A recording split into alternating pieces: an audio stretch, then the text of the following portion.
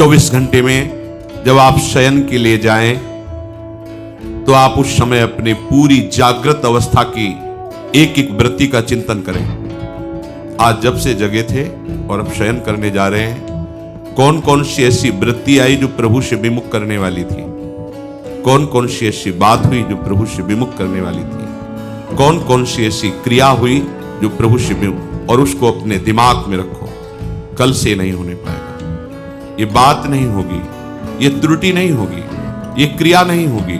और प्रभु से प्रार्थना करो, नाथ हमें बल प्रदान करो कि जो आज हमारी उपासना में त्रुटि हुई वो कल नहीं होनी चाहिए। अगर पुनः होती है तो फिर हम पश्चाताप करेंगे, फिर हम दृढ़ नियम लेंगे और एक दिन हम इन त्रुटियों पर विजय प्राप्त कर लेंगे। दीन बंधु करुणा वरुणालय प्रभु आपके सहयोग में हैं। जो साधक आत्मनिरीक्षण नहीं करता है वो परमार्थ में आगे नहीं बढ़ पाता। आत्मनिरीक्षण, अपने को देखना, अपनी जांच करना। आप स्वयं अपने न्यायाधीश बनिए और अपनी साधना को जांचिए, अपनी उपासना को जांचिए। हमारा कितना भाव गुरु अनुशासन में है और कितना मनमानी है, उसका विभाग कीजिए। मनमानी में कितना हमारा अशुभ है, कितना शुभ है, उसका विभाग कीजिए। उस अशुभ में हम कितना किसमें तल्लीन हैं और फिर उस पर शासन कीजिए। अपने आप को देखते रहना ये उपासना का विशेष अंग है। हमसे क्या त्रुटि हो रही है, हम कहीं प्रमाद में तो नहीं है। यह विषयी पुरुष का लक्षण है। कौन क्या कर रहा है, कहां जा रहा है, यह उपासक का कार्य नहीं है। जो दूसरों को देखते रहते हैं वो उपासक नहीं है, वो विषयी पुरुष हैं। या जो महापुरुष जगत को नामामृत, उपदेशामृत से परम कल्याण की तरफ ले जा रहे हैं, वो देख सकते हैं। अपने को चाहिए, अपने को देखना है कि हम कहां कहां फंस रहे हैं, कहां कहां आज्ञा उल्लंघन कर रहे हैं, कौन सी बात मन की मान रहे हैं, कौन सी बात गुरु की मान रहे हैं, शास्त्र की मान रहे हैं। साधक को तो अपने निरीक्षण से ही फुर्सत नहीं मिलती। वो दूसरे के विषय में क्या देखेगा, क्या बोलेगा। और जो दूसरे के विषय में देखता है, बोलता है, वो गिर जाता है, परमार्थ के लायक नहीं रहता। ध्यान देना है। जो दूसरे के विषय को देखता रहता है और बोलता रहता है, वो गिर जाता है, अर्थात तो परमार्थ का साधक नहीं होता। आपको देखना है आप कहीं रुक तो नहीं गए, आपकी कहीं विपरीत दिशा तो नहीं हो गई है।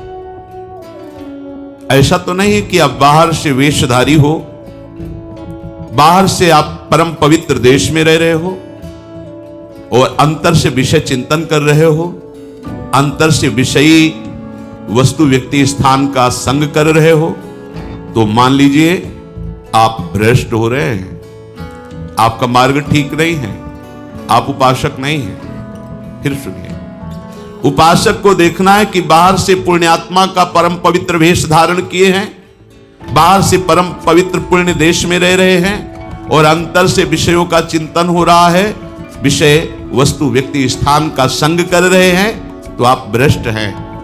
भ्रष्ट हो जाएंगे नहीं, आप भ्रष्ट हैं, अर्थात भ्रष्ट माने गिरे हुए। आप अपने मार्ग से गिर चुके हैं, आप उपासक नहीं हैं। उपासक को यह बात देखनी है, हमारा मन विषयों की ओर जा रहा है कि हमारा मन प्रभु की ओर जा रहा है। हमारा लक्ष्य क्या है, प्रिया प्रीतम, तो हमारा मन किधर जाएगा, प्रिया प्रीतम की तरफ जाना चाहिए। विषयों की तरफ क्यों जा रहा है, विषय भोगों की तरफ क्यों जा रहा है, क्या है, लक्ष्य नहीं दृढ़ है। आपको पता नहीं आपको कहां जाना है, आप किधर जा रहे हैं। आप परीक्षा कीजिए, अपने हृदय की निरीक्षण कीजिए। साधक इसी परीक्षा में पास होकर उपासना की ऊंचाई पर चढ़ता है। जिसका मन विषयों से हट हटकर बार बार आराध्य देव की ओर जा रहा है, पर बीच बीच में विक्षेप विषय डाल रहे, उसे चिंता नहीं करनी, वो उन्नति की ओर जा रहा है। जो बाहर से सब कुछ भागवती है लेकिन अंदर से केवल विषय चिंतन और उसको पश्चाताप भी नहीं है, वो चाहे जितने जन्म ऐसे बना रहे, कोई लाभ लेने वाला नहीं। वर्ष नहीं कह रहे, जन्म, चाहे जितने जन्म, लाभ नहीं मिलने वाला। नियत बुरी है उसकी, नियत बुरी है। और जो बार बार अपने मन को प्रभु में लगाता है, विवश होकर विषय चिंतन बन जाता है, तो उसको जलन होती है। ये ठीक रास्ते पर, इसकी नियत अच्छी है, उद्देश्य अच्छा है, वो जा रहा है अपने प्रीतम की ओर, वो मुड़ गया है अपने प्रीतम की ओर। सबसे पहली साधक को यह वृत्ति देखनी है कि तुम्हारी गति मुड़ी है कि नहीं प्रभु की तरफ। बहुत बहुत अमृतमयी बात, आपकी गति प्रभु की तरफ मुड़ी है कि नहीं। बाहरी परिवर्तन नहीं है, बाहर से छोड़ करके पवित्र भूमि पे आकर वास कर रहे, बाहरी वेश छोड़ करके पवित्र वेश धारण किए हुए हैं, पर हमारी आंतरिक वृत्ति कहां जा रही, आंतरिक वृत्ति कहां जुड़ी हुई है, आप किस मोड़ से जा रहे हैं, यह आपको पता होना चाहिए। विषयाभिमुख जीवन को मोड़कर प्रभु के सम्मुख करना, यही तो उपासना है। यदि हम बाहरी भेष पवित्र है,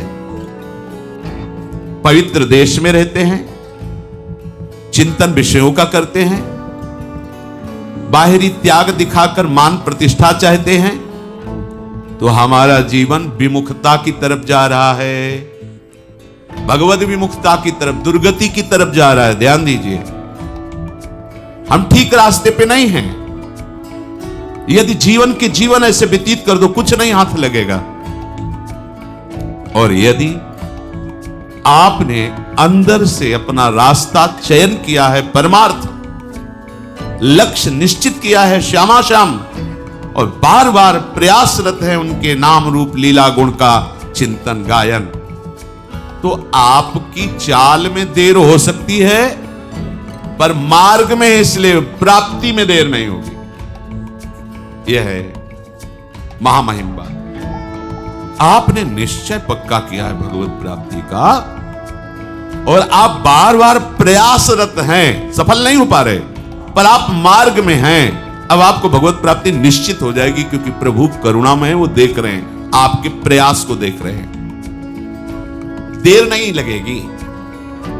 प्रभु का विरद है, जन्म कोटि अघ नाशहु तवहि। प्रभु के वचन है, क्षिप्रम भवति धर्मात्मा। अपने को देर की चिंता नहीं है, अपने को मार्ग की चिंता रखनी। हम किस मार्ग के पथिक हैं और चल कहां रहे, ये अंदर से देखते रहिए। विपरीत मार्ग पर कदम न रखने पाए, कदम न रखें, राजी न हो जाए अंदर के चिंतन से किसी विषय में, नहीं तो विपरीत मार्ग में दौड़ पड़ेंगे।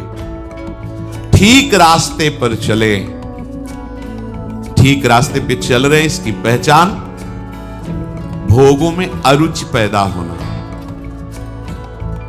प्रारंभ में ही भोग अच्छे न लगना, जब भोग ही अच्छे नहीं लग रहे तो भोग वार्ता, अलम विषय वार्तया नरक कोटि बीभत्सया। बंद करो करोड़ों नरकों के द्वारा जैसे घृणित भोग, ऐसे इनकी वार्ता बंद करो। ये बड़े भयावने दुख प्रदान करने वाले गंदे, ये गंदी बातें, अलम विषय वार्तया। प्रारंभ में ही उपासक जब सही मार्ग का पथिक होता है तो भोगों में अरुचि होने लगती है, प्रभु में, प्रभु के नाम रूप लीला में उसकी प्रियता होने लगती है। सीधी कसौटी यही है, आपका 24 घंटे में कितना समय प्रभु के नाम रूप लीला धाम के चिंतन में जाता है और कितना विषय में। आंतरिक बात है, आंतरिक।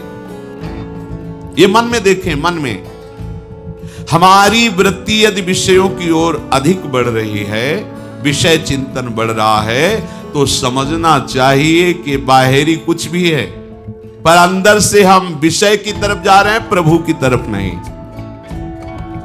चाहे आप रहने के स्थान में बड़े किसी प्रसिद्ध मंदिर में रह रहे हो, साक्षात सत्संग भवन में रह रहे हो, या भगवान के किसी पवित्र धाम में रह रहे हो, पर आपके अंदर के भवन का जो वातावरण ठीक नहीं है, तो बात नहीं बनी है।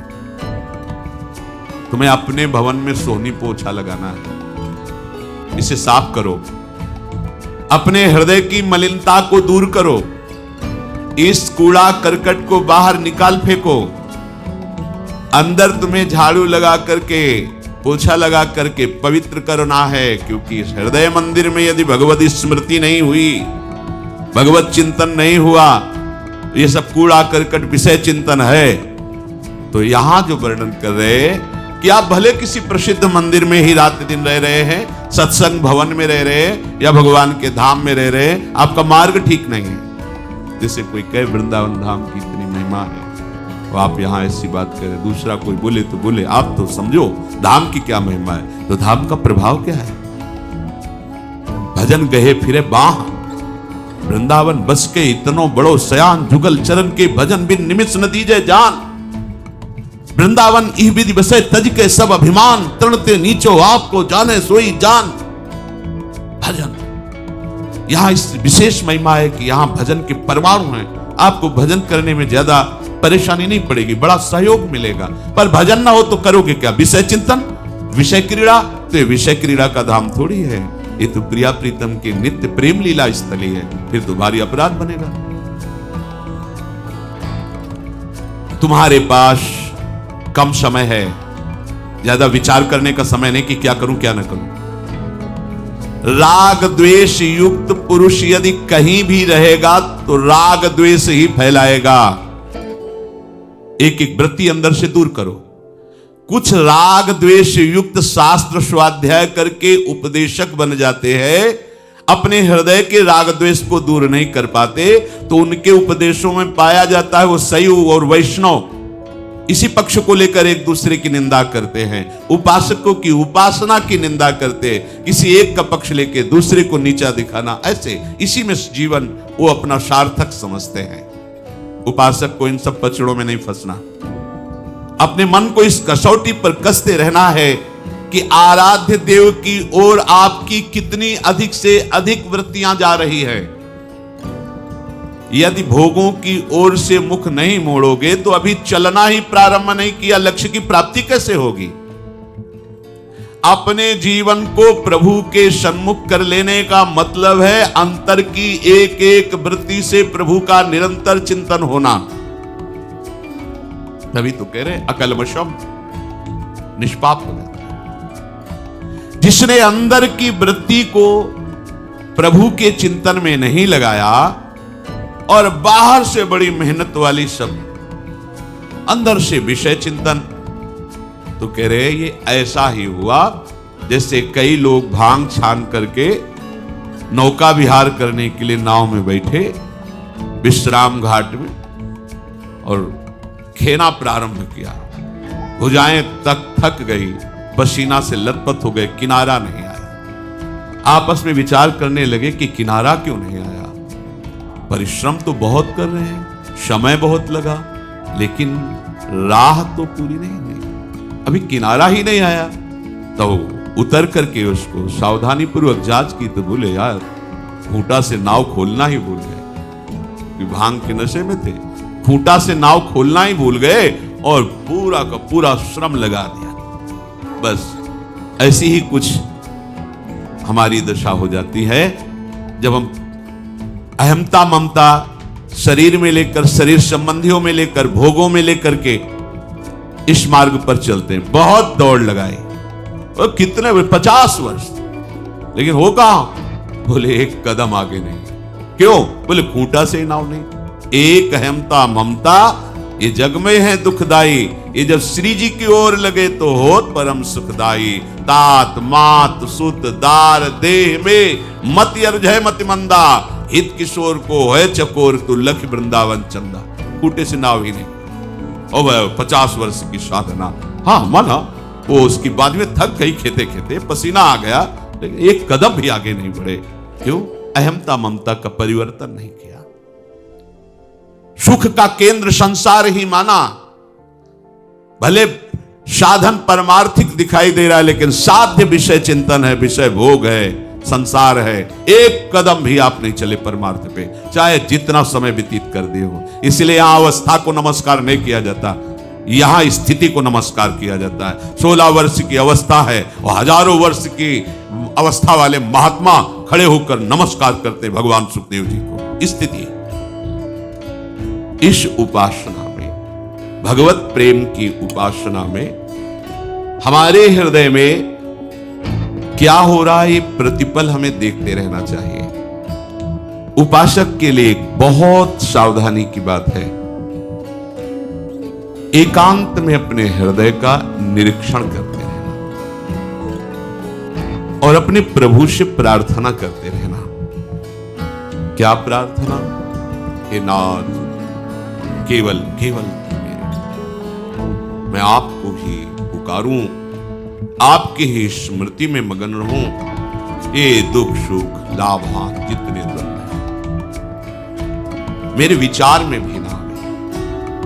अर्थात चाहे जैसी शरीर की परिस्थिति हो, चाहे जैसा वातावरण हो, नाथ आपकी स्मृति के सिवा मेरे हृदय में और कुछ प्रवेश न हो। आपकी असीम कृपा हमारे ऊपर है। दीन भाव से हृदय खोल करके प्रभु से बात करो, प्रार्थना करो। ये दिखावे में नहीं होना चाहिए, ये एकांतिक साधन है, उपासना है। प्रभु मेरे सामने है, मेरी बात को सुन रहे, मुझे देख रहे हैं, मैं भले उनको नहीं देख पा रहा। कैसे प्रार्थना करनी है? प्रभु मेरे सामने है, मेरी प्रत्येक बात सुन रहे हैं, मुझे देख रहे हैं, मैं मलिनता के कारण भले उनको नहीं देख पा रहा हूं। सत्य सिद्धांत है, प्रभु तुम्हारे सामने है, तुम्हारी बात सुन रहे हैं, इसमें संशय मत करना। क्योंकि हर समय हर जगह कण कण में प्रभु विराजमान तो मेरे सामने वो हैं, मेरी बात वो सुन रहे हैं। जब आपकी भावना पवित्र और दृढ़ होगी तो आपको दिखाई देने लगेगा कि वो सामने है। आप जिस रूप की भावना करेंगे उसी रूप में वो आपके सामने प्रकट हो जाएंगे। जैसे जैसे प्रेम की वृद्धि होगी वैसे वैसे प्रभु का हर समय आपको दर्शन होगा। ये वो मार्ग नहीं कि प्रभु आए कभी एक बार दर्शन देख के चले गए, नहीं नहीं, ऐसा नहीं। प्रति क्षण छिन छिन बिहरत सन, हर समय उपासक के साथ रहते हैं प्रभु। पर उपासना नियत समय, जितने समय में जितनी जो आपकी गुरु प्रणाली है, गुरु ने नियम, उसमें कभी बाधा नहीं होनी चाहिए, प्रमाद स्थिति नहीं होनी चाहिए। प्रमाद स्थिति बहुत घातक है। रोज तो जाते हैं, आज रहने दो, क्या 2 बजे से उठना? नहीं नहीं, जब तक शरीर में प्राण है, चेतना है और हम चल सकते हैं, तब तक ऐसा नहीं होने देंगे। शरीर को आप पहुंचाएंगे। अगर आप कष्टों से लड़ना नहीं सीखेंगे तो आप ऐसी महामहिम स्थिति को कैसे प्राप्त कर पाएंगे? आपको बहादुर बनना है, प्रभु के सामने दैन्य रहना है, साधन का अहंकार नहीं करना, पर किसी भी दुख के सामने सर नहीं झुकाना है। ध्यान दीजिए, हम दुखों में आंसू नहीं बहा सकते, हम दुखों में घुटने टेक नहीं सकते, किसी भी परिस्थिति के हम गुलाम नहीं हैं, हम प्रभु के दास हैं। कच्चा साधक क्या होता है? प्रभु के लिए एक भी आंसू नहीं आते, अपने थोड़े दुख में फूट फूट कर रोता है। थोड़ी सी व्यवस्था भंग हुई, आंसुओं की धार लग गई, थोड़ी सी प्रतिकूलता हुई, छूट गया नियम, छूट गई उपासना। ऐसे कच्चे घड़ों में प्रेमामृत रस नहीं रखा जाता है। रस रखने वाला बहुत प्रवीण है, वो पहले देख लेता है बजा के कि घड़ा कहीं फूटा तो नहीं है, कच्चा तो नहीं है, क्योंकि अत्यंत दुर्लभ प्रेम रस आचार्य और गुरु उसी के हृदय में रखते हैं जो समस्त द्वंद्वों के सहने की सामर्थ्य रखता है।